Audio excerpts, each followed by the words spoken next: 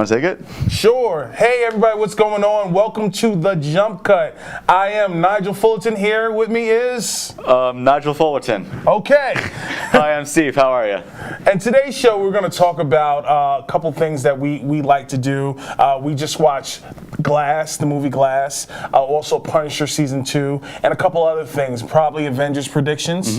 So you want to take it away with our review of Glass? All right, so we have like a little bit to go before we review Glass. Okay, all right. What do you want to do? We have a journey. Okay, let's go on this journey. All right. No spoilers. For Glass. For Glass. I want to try to keep most of it spoiler free. Okay. If there's a spoiler, I'll give you a heads up, and then I'll do like a little clap and you can come back. So first off, we're talking Unbreakable. Unbreakable. Unbreakable is the first Shyamalan movie in this trilogy. It was It was written with the concept of comic books, how like comic books kind of interplay with real life, how it could be possible, how it can't be possible, and the fictitious story and balance between characters. It focuses on Bruce Willis's character, who I think's name is Ryan Dunn. It's not Ryan Dunn, because that's the guy from Jackass. David Dunn. David Dunn. I'm sorry, Ryan Dunn. Rip. So it's David Dunn, and he basically got in a train accident. Right. And after the train accident, he was the only one alive and uninjured, not even a scratch. Okay. So he walked away from that, and then he met Samuel L. Jackson, who played Mr. Glass. Mr. Glass, yep. And Mr. Glass was kind of helping him understand, hey, listen, you have superpowers. Well, they call him Mr. Glass because I was getting to that. Well, go for it. Every bone in his body is breakable. Unlike Bruce Willis, who was unbreakable. Exactly. But Mr. Sounds like a buddy cop movie.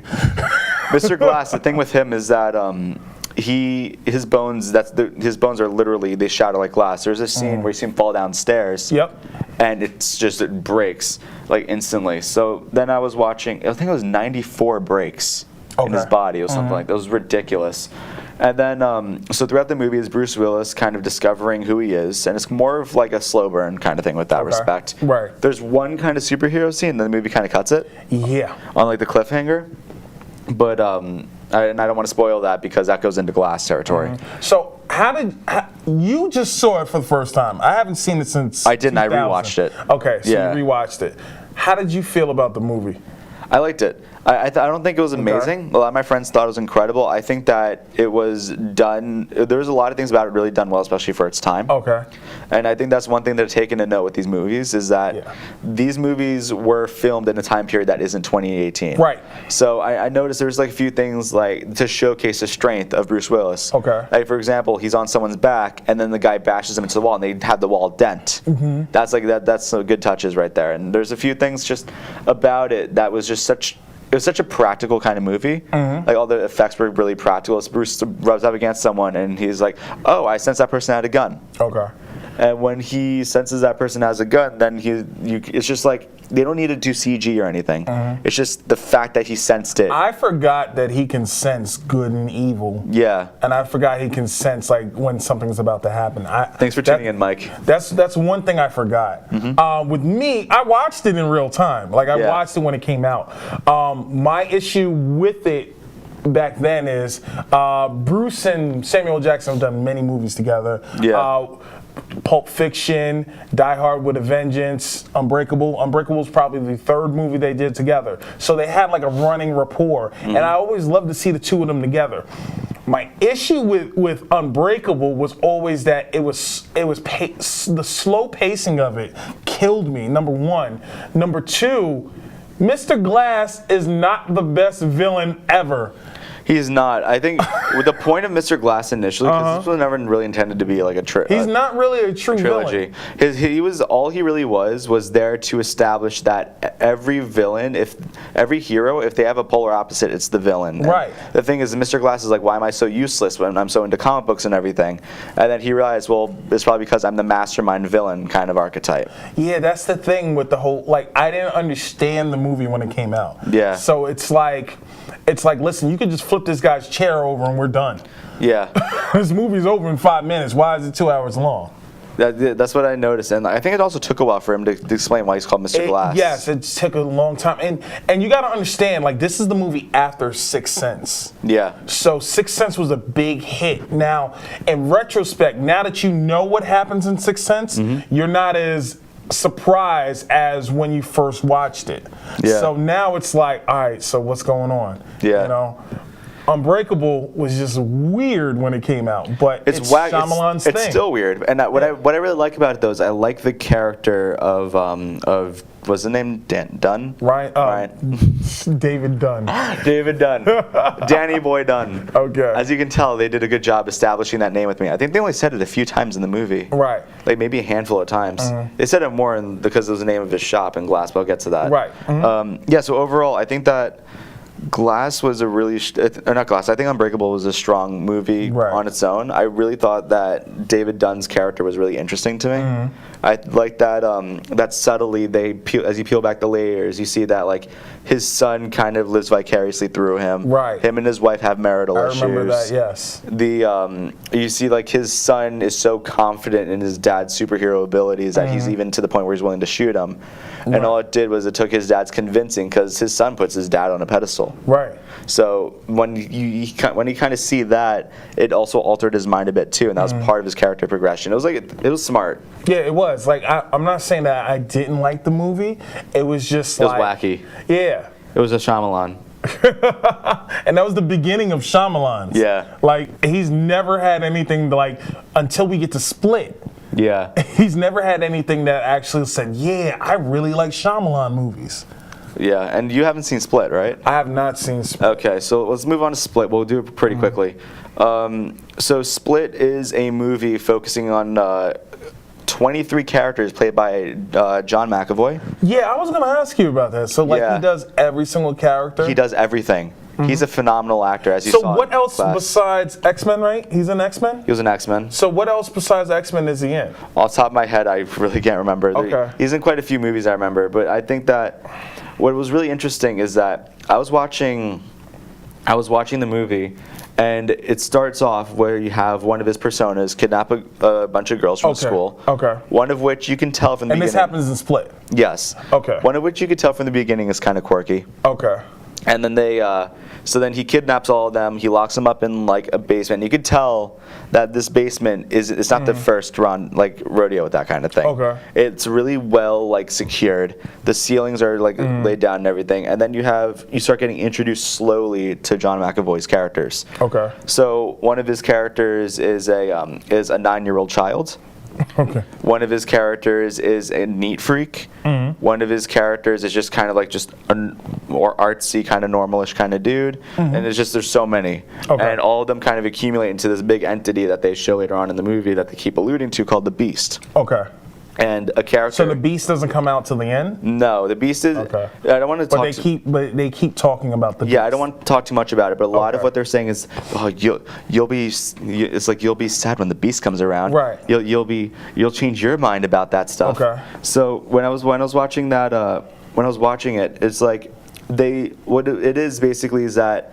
He has multi-personality disorder, and it's clearly established in the movie. And the way they describe it is that each character is fighting for the light. Okay. So like they keep saying, "Oh, well, this person's trying to take me from the light." It's like Patricia, and Patricia is like the more maternal one. That's what I was trying to learn when I was watching Glass. You can't see Glass without Split. You could see Glass without Unbreakable, but you can't see Glass without Split. Okay. Because Split has so many subtleties that exist in the movie that that go back. And like when I was watching the movie, you see, like, as he's interacting with the characters, one of the characters starts getting smart to it and starts interacting back with him. And the whole movie is like a game of tug and pull. Right. So between, like, this was called, right? I'm shot right now. It's okay. It's all back and forth between the characters and McAvoy. And you start learning more and more about the characters and about McAvoy's characters and the therapist that he sees. Okay. And you learn about the establishment that they're in, the backstories behind it. And overall, it's just like, it's a slower burn too, but it's just tense. Okay. It's tense and thrilling. Way better than Unbreakable, in my opinion. Probably in Shyamalan's top 3. Okay. What would you say is Shyamalan's top 3? Avatar, of course. No, I think Split's really good. Shyamalan. Oh, Last Airbender. That's what you're talking about, right? Okay. Gotcha. That Avatar. No, I think Split was really good. I think Glass would probably be up there for me just because I really enjoyed it, but I'll get more into that later. Okay. For reasons other than what people say. Right. For the other one? Oh no, I gotta sit on that. I really liked that. He did a couple of movies that I really remember enjoying. I liked Sixth Sense. Okay. I don't know if that's top 3 worthy. It is. But all right, regardless. Signs and Signs is pretty good. Yeah, there's a whole bunch of stuff that he's done. But when watching when watching Split, I just can't help but think, I want to learn more about this character, because when they introduce the other characters that McAvoy plays, they introduce them as different people. Right. Like you like see Patricia. No, but what's really cool is there's a shot that introduces them. Okay. Where it's from the character's perspective under the door. Okay. And then you see one character walk by in like dress shoes, just perfectly normal. And then you see a character come back in a higher pitched voice with high heels. Ooh. And so they're really playing upon like what you think with the movie. Me personally, I like when an actor can actually go in between different roles. But he does it masterfully. Yes, and that's the thing that I love. Now, didn't this get wasn't it nominated for a couple like awards? I think it might have won. I think it did. I'm not sure. My phone died, so I can't really double check that. Mine's getting there. Oh, but I just love the fact that he can like seamlessly go through different characters, because it's hard a lot of times to have that same emotion and that same intensity when you're going through all these different characters, especially for 23. Yeah. So overall, I want to finish up Split so we can move on to Glass. Sure. Split. Overall, I think it was a fantastic movie. I think better than Unbreakable. I think that is the strongest in the trilogy. I'm just going to say that right now. Okay. The revelations you find out about the character as you see them develop is really intriguing, and it's just a really fun movie to watch. I don't recommend kids seeing it; it's disturbing. I gotta watch this movie. But I do recommend if you're home, you want to watch a movie, turn on Split, have your mind blown. Now, Glass. Glass. Want to introduce Glass? I just watched Glass. I think you're better off introducing it than I am. All right, movie 3. Hey. Glass is so when Split left off, it left off a couple of loose ends. Okay. It needs to be tied up, and it also ended.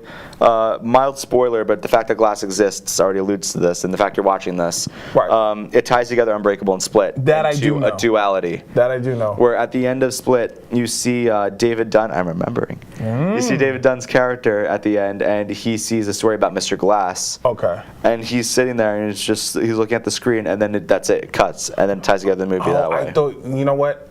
In my mind, I thought that James McAvoy sat down with him. No. Okay. All right. I don't want to say how the movie ended. But I saw, I've seen that more than I've seen Split. Okay. So when you see Split, you'll get it. So when we go into Glass. Glass is basically at a point where all the characters. It's the first act of the movie is insanely good. Yes. You're watching it. You're watching David Dunn do his rounds. He has his son in your monitor. Which I like the fact that it's the same kid. Yeah. I like the fact that it was the same kid. Because I remember I was watching Unbreakable again, I'm like, that kid looks way too similar. Right. And I looked it up. Yeah. Yeah, when I was watching it, I was like, because I always thought it was Haley Joel Osment. I was like, no, it's not him. Yeah. But yeah, I like the fact that it was the same kid. I even read an article where that same kid said he didn't think they were going to call him. Wow. Yeah. No, but it was really impressive. And I think that when I was watching that first act, it was a really cool feeling of it felt, you know what it kind of felt like? What? It felt like kind of like a filler episode of Arrow, like we talked about last week. Yeah. Where it was just kind of Arrow kicking ass, just like going about his thing. And right. With this, it was a lot like that. It was him kind of trying to trace down people who he had bad feelings about. Right. And which I forgot that he had that power. So did I. Watching this movie, it was basically like I watched none of them. Even though it's Split, I've watched 2 or 3 times. Okay. But when I'm watching the movie, you see Dunn rub up against the McAvoy's character, and he gets the feeling, and he just instantly knows where the girls are that he kidnaps in this movie, and he knows what's going on, and I find that really cool. And then you see that they fight, and then that leads to the second act, which is a long one, where they're all stuck in a mental institution. Right. And the mental institution, the job of it is to try to convince them that their powers are figments of their own imaginations. And humans can do extraordinary things with extraordinary abilities, but none of those are specifically supernatural. And that's the basis of the movie, basically. And the Glass is in there too. I thought I'd mention that. Of course. Yeah. Of course Mr. Glass is in there. You know, Samuel L. Jackson with, like, I think this is probably top 3 wigs of Samuel L. Jackson. I think so. It was a really well done wig. Yeah. That wig, Pulp Fiction wig, and let's see, what's another one? I want to say either Formula 51 when he had the braids, or the new Captain Marvel where he has real hair back again. Like, he's always having some kind of wig that like helps like his whole like arc, like his whole thing.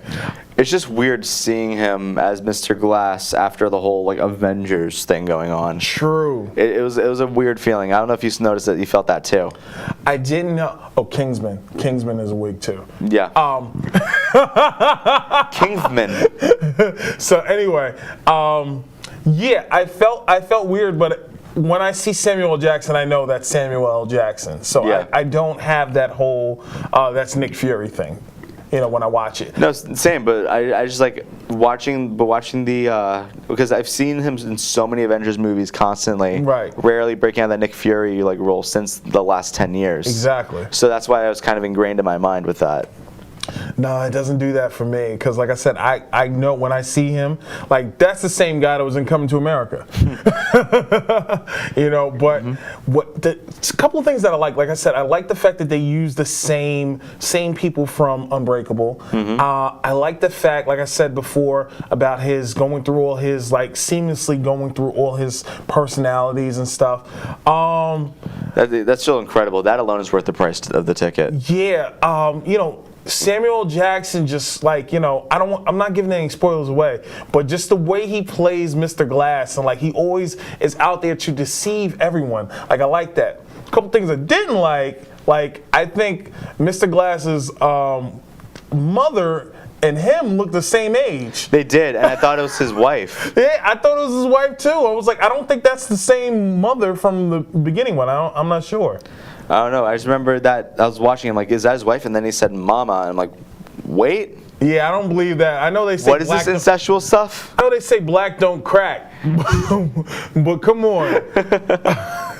You know, Samuel L. Jackson's in his 60s now. I don't think that him and his mother would be the same age. You know, the other thing. Oh, I saw the world's oldest iMac in there. Did you see that? I saw toward that. the end? Yeah, it was. It wasn't the oldest. I think it was around there though. Yeah, well, it's not the oldest, but it's definitely The an blue iMac. era. Yeah, it's an iMac from '99, 2000. That was the iMac when they patented the rounded square. Yes, the round that's- rectangle like exists on this phone. That's the first iMac I used to learn Final Cut Pro. They Final Cut Pro on it? Yes, it Wow. did. Yeah. Yeah. I thought Final Cut Pro was a newer thing. I don't know. I could be wrong. No, it was that was a G3, and then the G4 is one more clearer. The G3 was like a little bit bluish, and then the G4 came out afterwards. Yeah, I was an Apple nerd. Yeah, I'm more of a Windows Android guy. Oh, nice. But yeah, so I think that one thing with Split is that the second act is all a really slow burn. That's all just dialogue. Yes. And I think Samuel L. Jackson proved that in Hateful Eight that he's capable of dialogue. He's capable of dialogue in anything. Like, Yeah. he really dives into characters. That's what I like about him, and that's why I said like this is like the 4th time we see Bruce Willis and Samuel L. Jackson together in the same movie, where like they're just bouncing off of each Just other. superpowers. Yes, you know. And the kid stood up too. The kid did a good job with Bruce Willis. I thought the kid was, you know, I'm not trying to spoil. I don't want to do any spoilers, but I thought the kid was gonna have superpowers too. That's what I was thinking. But I think they made it pretty clear in the beginning that that wasn't going to be the case. Right. But when I was watching it, the second act is a lot of the characters trying to figure out what they can do. One thing that's really remarkable about the second act was McAvoy's acting with the lights. Yes. How he switched on his characters, then the light came on, then it came off, and then he backed off instantly as soon as he saw the light. And he changed characters again. Yeah. It was incredibly convincing. Yes. Wow. You know, that always did it for me. My other thing though, like my other thing that I had an issue with is, Mr. Glass's motives. I don't want to talk about that to His motive, I was concerned with that too, but after rewatching Unbreakable, Okay. his motives are the same. Yeah, that's what I wanted to get at with Unbreakable. That was my issue. I never really knew exactly what his motive was. Yeah. I guess it was basically trying to get David Dunn to realize that he is a superhero. But by I think it was trying to kill him? No, I think it was more the fact that by having David Dunn realize he's a superhero makes David Dunn do heroic things, which then leads to David Dunn being in the newspaper, which shows that heroes exist. I think that's what it was. Dressed up as the guy from I Know What You Did Last Summer. Yeah, I guess. So, with Glass, the motive made sense to me. I think it was ridiculous, but that's the point of Glass's character. Right.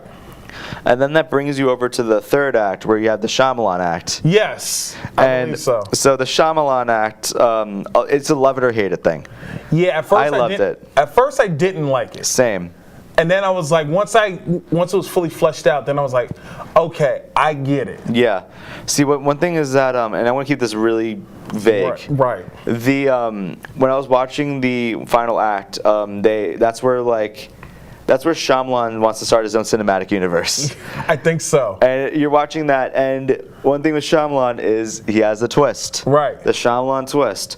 And he had 3 back-to-back. Oh, okay. And that pissed me off. Because the first twist was terrible. Right. I saw it from a mile away, and it was terrible. Right. Then the second twist, I'm like, okay, that's fine, I guess. Right. Then the third twist, I'm like, all right, I'm in with that one. It felt kind of like Shyamalan didn't know what he wanted to stick to. Yeah, it was weird, and I thought he was going to introduce another character from another movie that he did. Yeah. I don't know what he would do, because like I said, He'd introduce a kid from Sixth Sense. he looks weird now. Oh, I wouldn't know. Yeah, no, he looks weird. He was in the Entourage movie, and he looked crazy. Oh, I didn't notice that. Yeah, I gotta look for him again. Oh yeah. But yeah. So anyway, Glass. Overall thoughts? Any other critiques? I liked it. I didn't hate it. Like I said, it's a Shyamalan movie. So like at this time, like I know there's going to be some kind of twist. I know that there's going to be some. I knew that too. I was waiting for it. Yeah, I knew it was going to be a lot of talking and not that much action. But I like I said, I didn't hate it. I did like it. It was slow at first, but it worked for me. And I've grown to really appreciate like the slower movies too. Okay. Because I'm a fan of also progressive rock music. Oh. And when it comes to progressive rock music, I had a 10-minute break between my classes, and I couldn't listen to my 17-minute song like I wanted to. So I understand the slow burn, and I understand it if it has a purpose. Hateful Eight had a purpose. This movie, I feel like, had a purpose with it. Okay. So overall, I think it's worth a watch. I don't give numerical scores because numerical scores are arbitrary. We need to have like some kind of like rating system where like if it's like Siskel and Ebert and with their 2 thumbs up or like This is my rating system. I liked it. It was cool. It was good. I recommend watching it. I recommend seeing it. I recommend going into it as blind as you can. I try to keep it as vague as possible. This is about as much information as I went in with it. Right. But I hope you enjoy it. Yeah, I went in with no information. So now that's done. Just quickly, before we get into the big topic, Okay. I want to touch upon the Avengers predictions. Okay, sure. So what are your thoughts? My thoughts on Avengers, I believe that it's going to deal with some sort of time travel. And everybody's been saying it. I don't think it's necessarily going to be with the time stone. I don't think it's going to be any of those. I think what's going to happen Could be a Doctor Strange thing. It's not going to be all the way Doctor Strange. I think it has to do with something with Ant-Man, with the whole thing where, like at the end of Ant-Man and the Wasp, when he went into the quantum realm, she told him not to touch. She told him not to touch something with the time vertices or something like that, or he's going to end up someplace he doesn't want to be. Yeah. And I think something like that is going to happen. I think it did happen because if you saw at the end of Ant-Man, they disappeared. All the scientists. Yeah, they couldn't get him out. Everybody disappeared. But I think what and Ant-Man 2, was that after Avengers when it came out? That was after Avengers. Okay, because I was thinking about it, because I didn't see it until recently. I had no desire to see Ant-Man 2. Oh, no, Ant-Man 2 I liked. I enjoyed it. I think I felt like the first one more. I did. But, Ant-Man was like, it's typical Marvel format. right. So. I did. It was less of a heist. See, the first Ant-Man was more of a heist. And I love that. Yeah. The second one wasn't the heist, but you did have some of the same characteristics of the first one. Whereas you had, is his name Luis? Yeah. All right. Well, he was telling his stories like he normally does. Like He's so great. Which I was waiting for the whole movie. I'm like, yo, when is he going to go into his thing? You know. It was incredible. He did a really good job with it too. Yeah, I did like and the that. cutting of it too. Whenever I know it's not an Ant-Man review. I just want to say this quickly. The cutting that they did with it is they cut up the scenes and it fit. And they even perfectly aligned his voice to match with the character who's talking. Right. And that's got to be some vocal line stuff because I know that they didn't take that many takes. I mean, they did ADR stuff. They had to. But my thing was, like, not only that, like, I was waiting for when is T.I. going to talk or when is the other guy going to talk. And, like, I went to see the movie theater. So, like, when I went first day and there was laughs, like, you know, with those real Marvel fans. Yeah. Like, I love going to see a Marvel movie the day it comes out because people are clapping, they're cheering, they're laughing with you. When you go a couple of weeks afterwards, people are just staring at the screen. Just normal people. You know? Yeah, I remember I felt that with Deadpool when the first Deadpool came out and I saw that in theaters. Same thing, yeah. That was incredible. Every movie that I watched the week of when like everybody thinks it's going to be sold out, everybody's out there cheering, happy. They like if something bad happens, they're like, oh. If you're going to a midnight screening of a movie, you want to be there, you know? Yeah, I can't do midnight screenings anymore. We could do the Thursday nights. The last midnight screening I did was Captain America. Oh, I remember that. No, you could do the Thursday night ones. I do the Thursday night ones. Like, actually, no, I take that back. I did see Infinity War on a Thursday night. It was probably like 10:30, 11 o'clock. Yeah, I did the same, I think. Yeah, because now the midnight one isn't the same anymore. Now they do Thursday after 7 o'clock. Yeah. You know, and that's what I do. And they have a whole bunch of shows. So I do the Thursday after 7 o'clock. And like I said, the energy was cool. I like that. And I was on board for everything. And when I was waiting for connections to Infinity War, because like, and I watch YouTube every day to like see. Oh, so what are they going to say now about Infinity War? Like, what's this? Like, did Doctor Strange actually go back in time? See, I'm not about that. Okay. When I'm thinking about Infinity War, first of all, I was the person when I saw it. I'm like, when I walked out, because I knew that. You know, deep down, when they showed that big twist at the end of Infinity War, I don't know. I think everybody knows now what the twist is. But I'm just saying, like, for the sake of conversation, when they showed that big twist that everyone's going crazy about, you know they're going to come back. I know. And it's like, you know that they're too valuable of characters for this to be the last Avengers movie. You know there's not going to be another Captain America. I know, but see, I think that's the problem with our society today, because now we have the internet. Yeah. So we know, like, oh, this person's contract isn't up. This person's coming out with another sequel. So when I think about that, I think about when Star Wars came out. Yeah. So think about the progression of Star Wars, where you have, I think, 78, 80, and 83, right? Nobody knew what was going to happen for 2 years. People were freaking out. I don't know what's going to happen. I hear they're coming out with another movie, and there was old predictions, and nobody knew. The whole big return now, like, we know it now is Luke, I am your father. And then they waited and they got Star Wars Episode 1. True.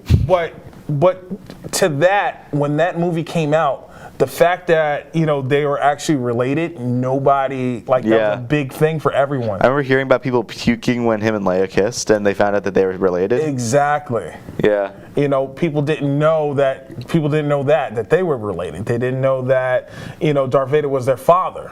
You know, they didn't even know what Darth Vader looked like. Yeah. All they knew, that was James Earl Jones. You know, yeah, I don't think you get to see what Darth Vader looks like until the third one.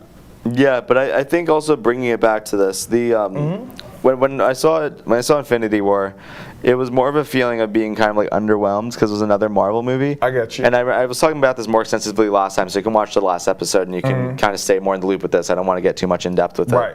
But basically, it was just I felt a little underwhelmed that I thought that the movie overall was that playing it safe still.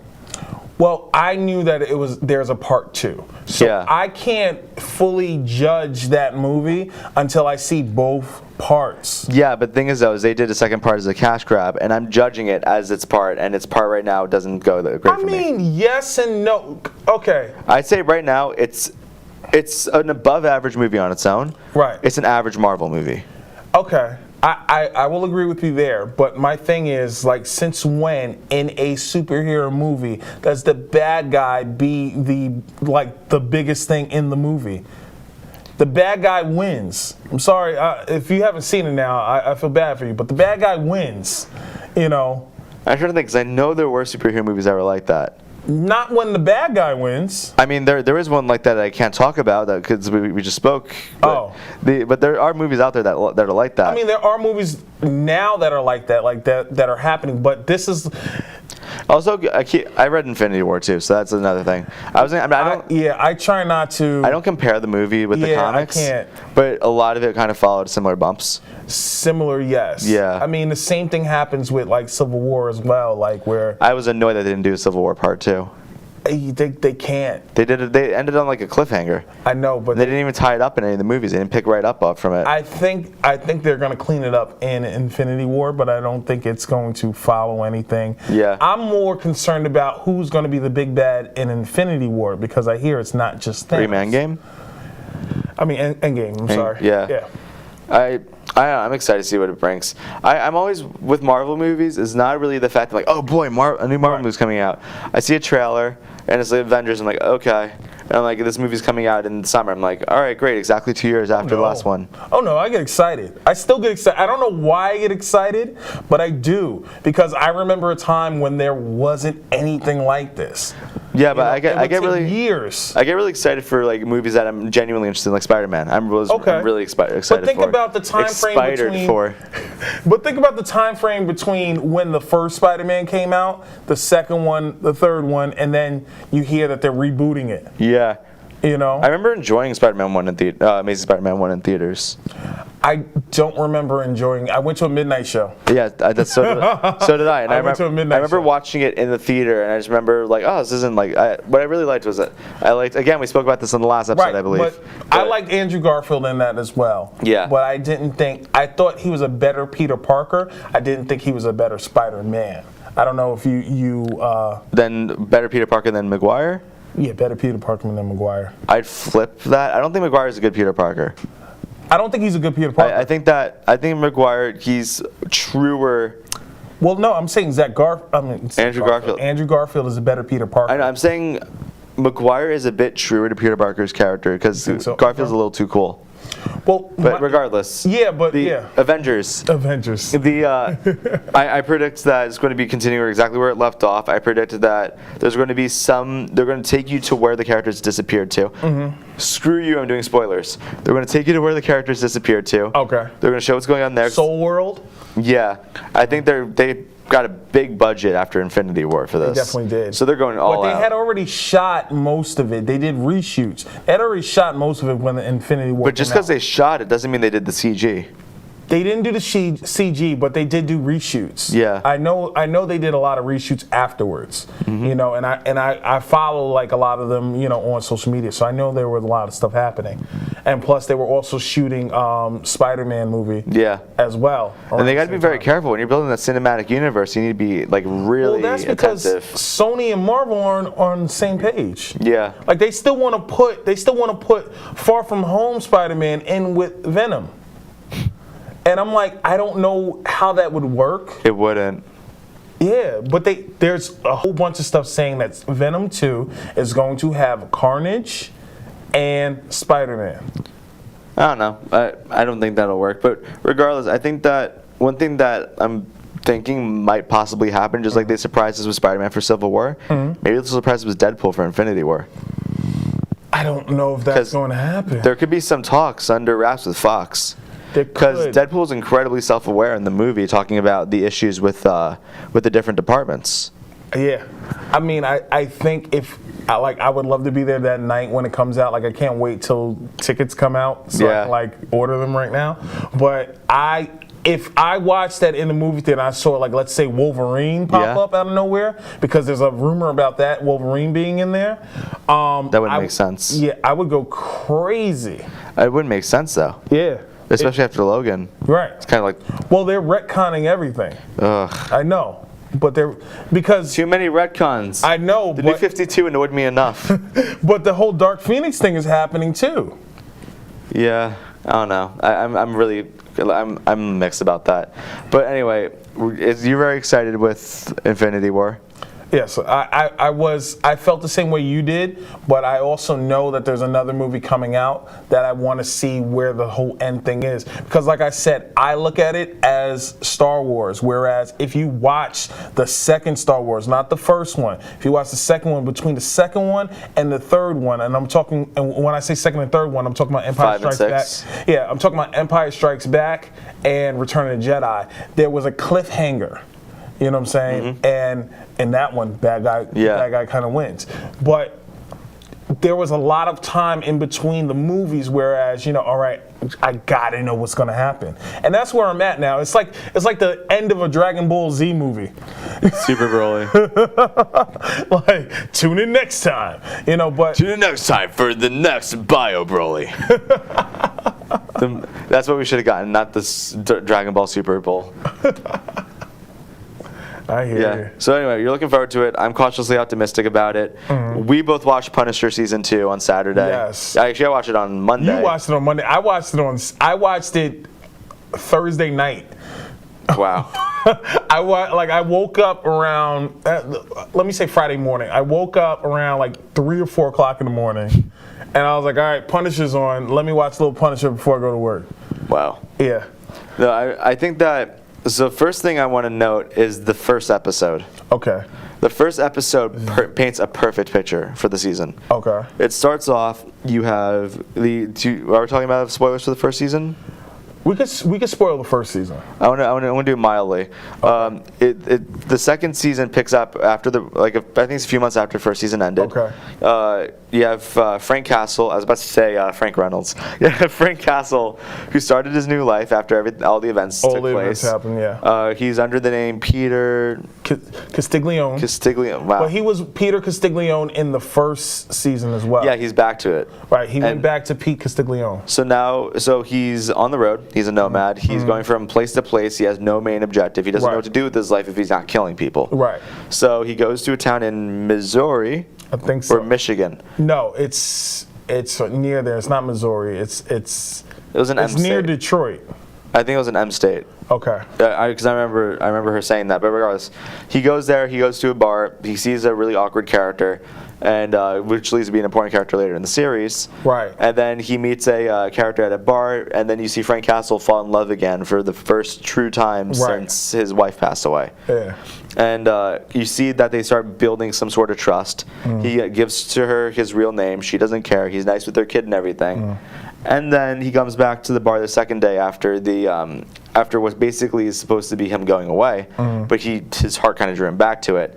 And then it went full Punisher. Okay. People raiding the bar, it's going insane. And this is you talking about second season, the first episode. First episode. And not the first season. No, second episode. Okay, cool. Second season, first episode. And that whole thing is incredible to me because that first episode I was drawn to. I felt it was heartwarming, and it was also. Okay. I also felt it was like, to an extent, it wasn't insane to where. It wasn't insane to where I'm sitting there. I'm like, great. It's just going to be more Punisher stuff. I felt like you got to see Frank Castle, him opening up, and then see why he's so withdrawn as a character. Right. And that's why I think it was really important. Oh yeah, I thought it was slow. A lot of the show is slow though. Yeah, a lot of the first season was slow too. The first season was very slow, and it was very hard for me to get through. I liked when there was action, but the first episode was slow, and in my mind, I'm like, please don't be like the first season that was kind of slow in the beginning. No, it's like in the end, the thing is with the final episodes, they make it such incredible spectacles. They want to make up for it. I want to call this. I'm talking this on the show. They're pulling a Godzilla. They're pulling a Godzilla. The last 5 minutes of Godzilla was amazing. The first hour and 25 minutes, not so much. Oh. I'm coining it. Come on, give me my monies. I own Godzilla now. No, my whole thing, like I really like season 2. I was really drawn to it. I like Midani more than I did in the first season. They gave Curtis more to do than what he was doing in the first season as well. Some of the scenes with them, I was like, all right, why is he still tagging along?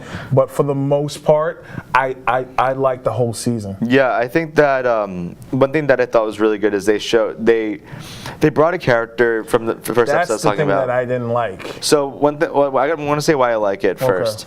Because when they brought the character in, I thought it was a character that was probably like 19, 20, and she was saying she was like underage for like sympathy for whatever, but she was like actually a 16-year-old character, and I was so relieved when I heard that, because that means there's not going to be another love arc.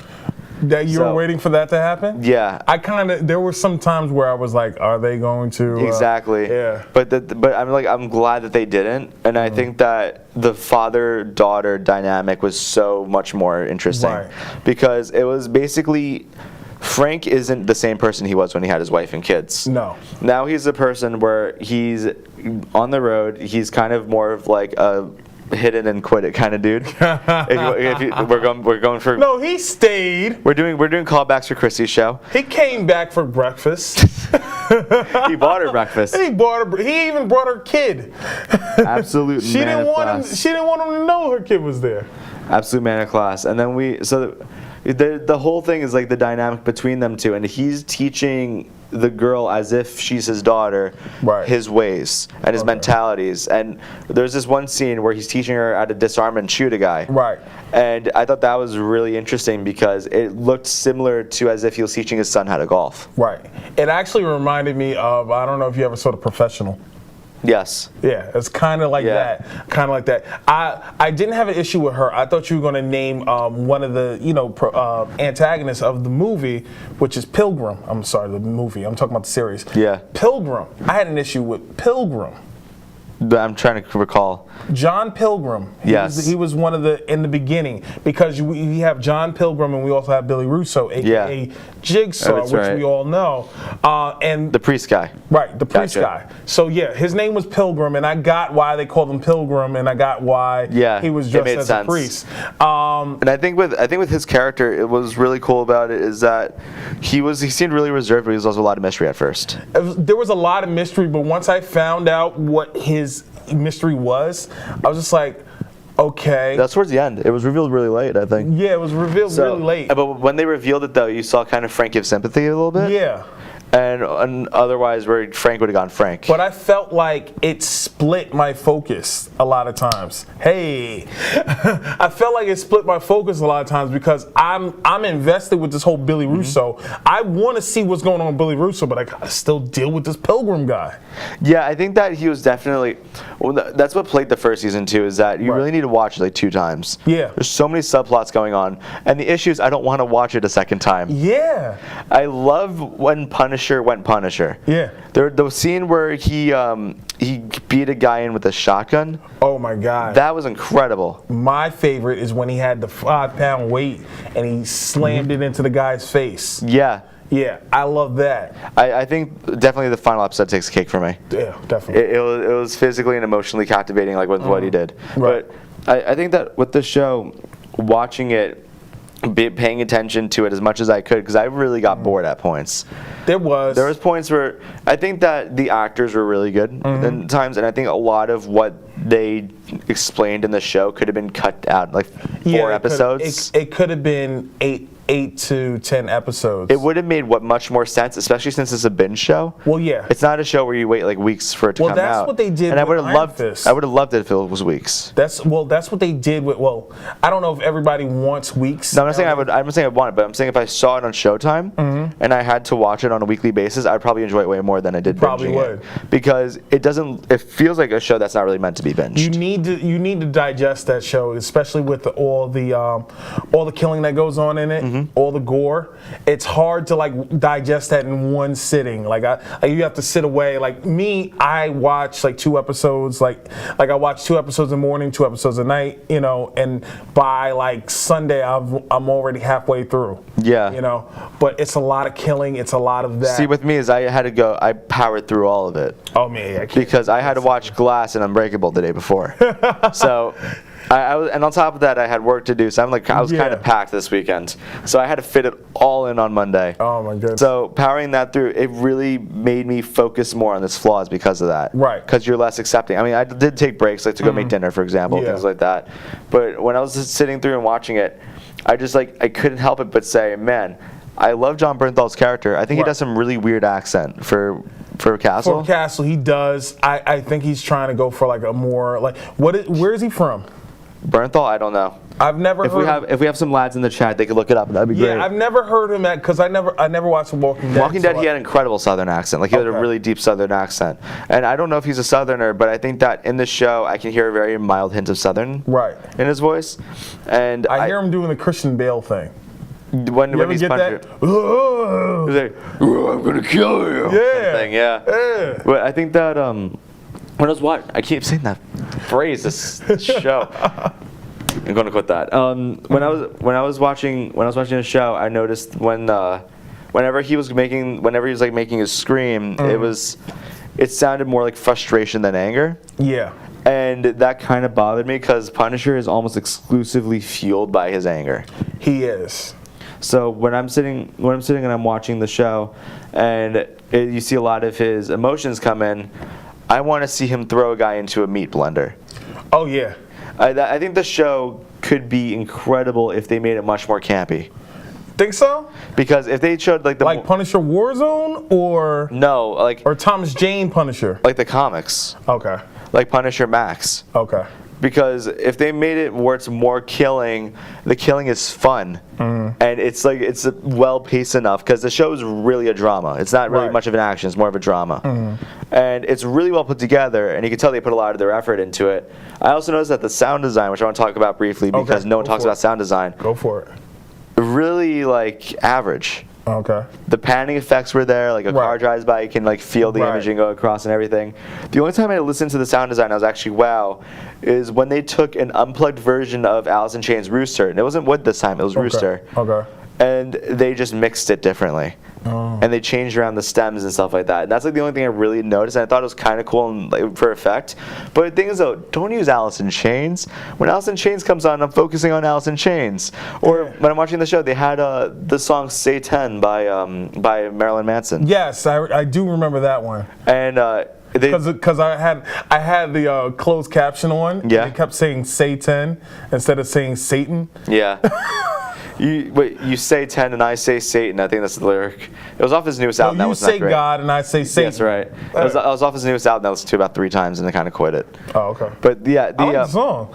it was a cool song, but he just did cooler things, and also he's a kind of dick to New Yorkers. Yeah, true. So, but when I was watching it, those are the couple of times where I noticed it, and even then, I think that the Satan with Manson wasn't a good fit for that scene.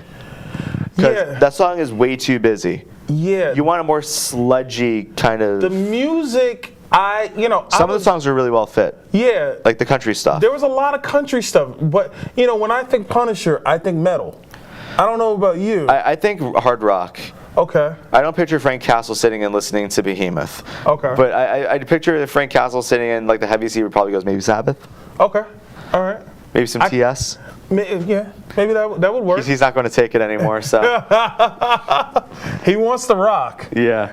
No, he's going to bash your brains in with the rock. That's what he wants to do. I think that overall, the season is worth a watch if you pace yourself. Yeah. Nigel was smart. I wasn't. Don't be like Steve. Yeah, don't be like Steve. Be like the better half of this show. Yeah, but I do that with every Marvel show. I watch 2 episodes a night.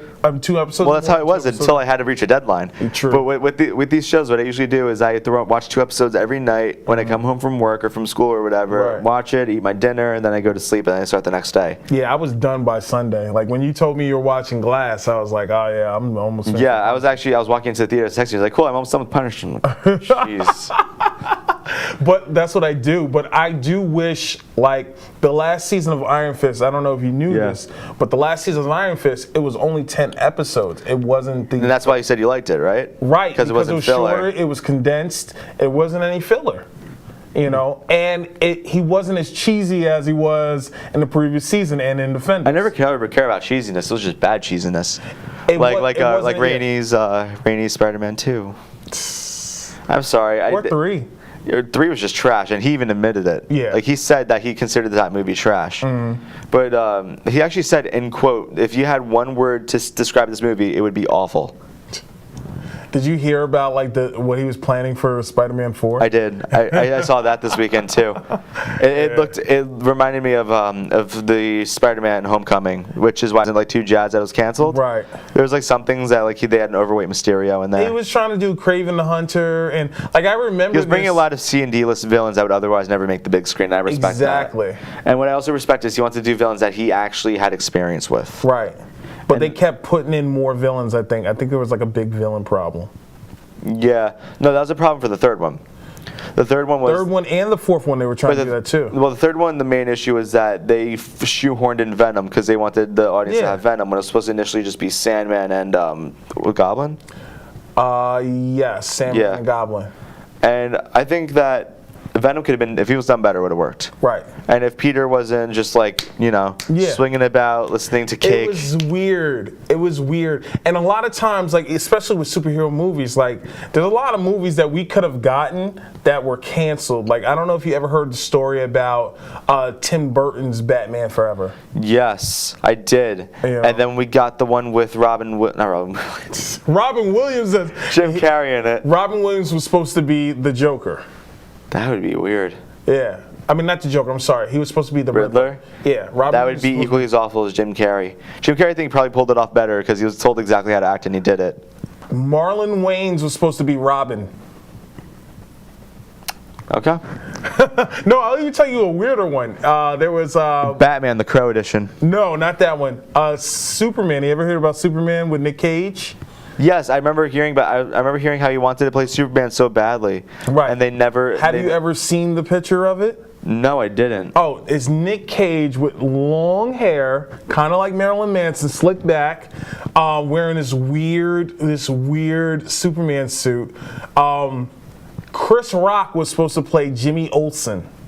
Jeez. Yeah. Kevin Spacey was supposed to be Lex Luthor.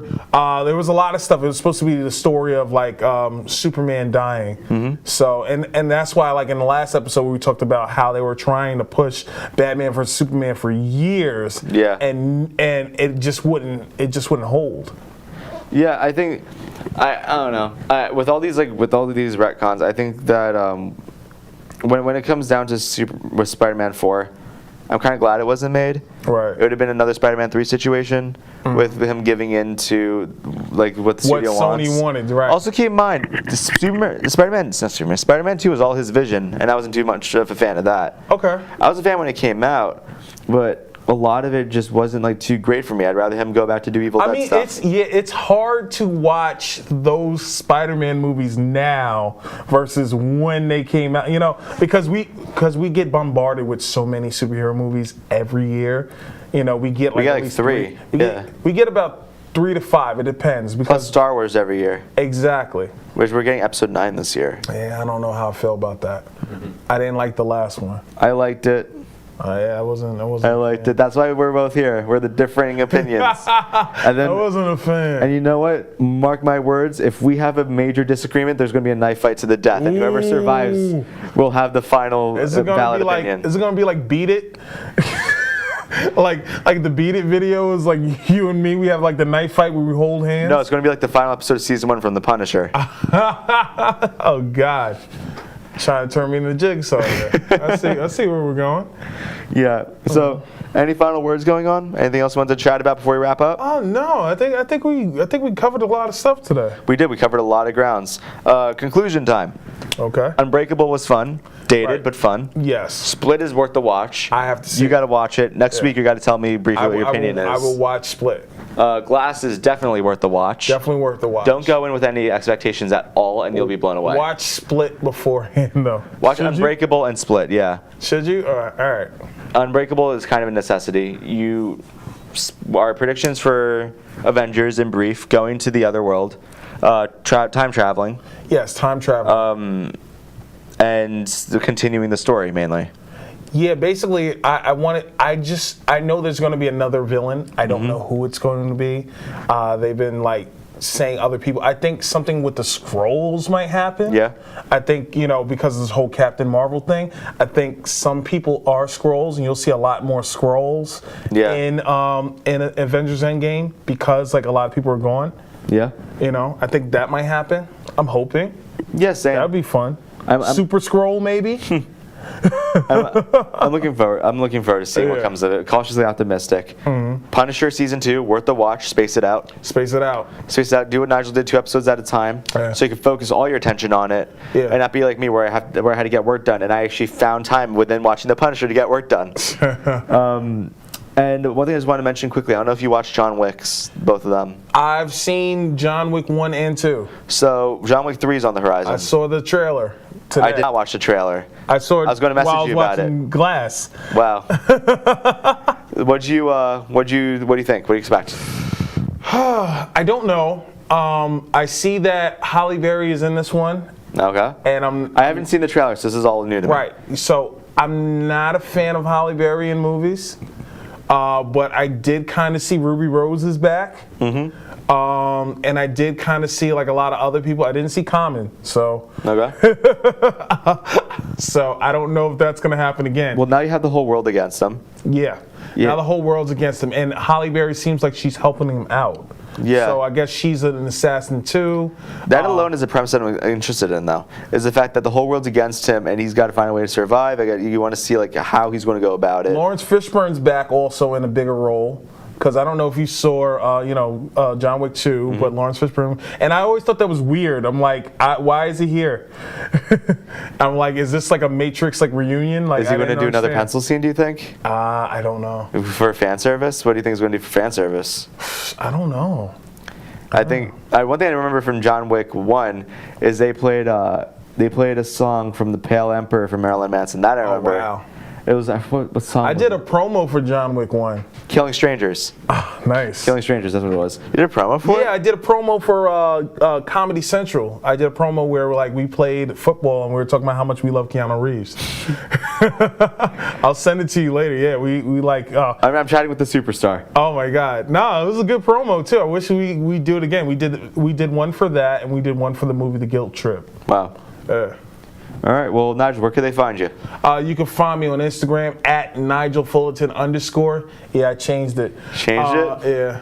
Yeah, I'm Want to spell it out for them just to... NIGELFULLERTON. Fullerton. Fullerton. Like your Fullerton. Yes. Cool. You can find me on Instagram at MR_Malum. That's Mr. Malum, MALUM. And on Spotify, Tidal, Apple Music, Google Play, YouTube at Drakontas, DRAKONTAS. I have another song in the work. Album should be released in about 6-7 months. All right. Cool. So thank you for tuning in. Want to get the sign out? Thank you guys for watching Jump Cut. See you next week. See you next week, pals.